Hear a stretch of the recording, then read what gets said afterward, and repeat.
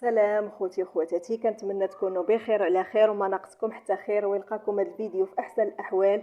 الا كنتوا كتشاهدوا القناه لاول مره فما تنساوش تضغطوا على زر الاشتراك وتفعيل الجرس باش تبقاو ديما توصلوا بجديد القناه. لايك للفيديو فضلا وليس امرا، وتعاليقكم بخصوص الموضوع.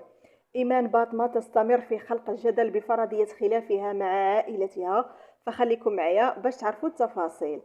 يستمر غياب إيمان باطمة عن تجمعات العائلة البطماوية رفقة شقيقاتها ابتسام ودنيا باطمة، في إثارة استغراب الجماهير المغربية الحريصة على متابعة جميع تفاصيل العائلة على مختلف منصات التواصل الاجتماعي. فبعد غياب إيمان باطمة عن حفلة عيد ميلاد نجلة شقيقتها دنيا باطمة، تساءل عديد من النشطاء عن السبب، مع طرح احتمالية حدوث مشاكل بين الشقيقات. لتخرج ابتسام باطمة عن صمتها وتصرح أن كل المتداول مجرد شائعات، وأن شقيقتهما الصغرى مريضة لا تقوى على النهوض فقط.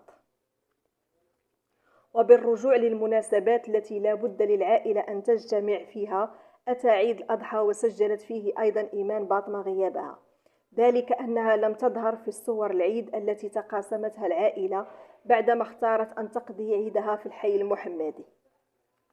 وهكذا فقد تسببت الصور التي شاركتها دنيا باطمة مع شقيقتها في عيد الأضحى وبناتها، مع غياب واضح لأختها إيمان، في توجيه شكوك مباشرة بين مستخدمي إنستغرام بشأن احتمالية وجود خلافات بينهم، مع محاولة هؤلاء إخفاء الأمر قدر المستطاع.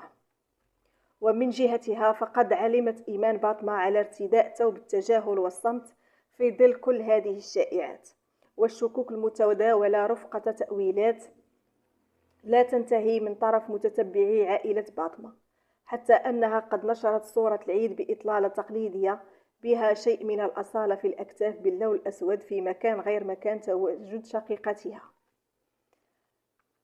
وفور نشر إيمان باطمة لهذه الصور انهالت عليها التعاليق من طرف متابعيها متسائلين عن سبب غيابها وانفصالها عن شقيقاتها، محاولين بهذا تحصيل جواب واضح يوضح حقيقة الخلاف بينهما.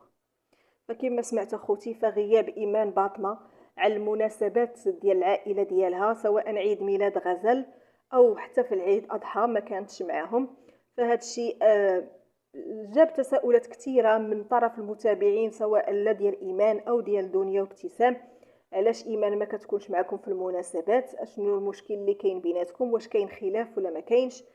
فهما مازال ما خرجوش بأي تصريح أو توضيح، فكنتمناو ما تكون حتى شي مشاكل بيناتهم. لهنا كيسالي الفيديو ديالنا، شكرا لكم على المشاهدة، إلى اللقاء مع فيديو قادم إن شاء الله.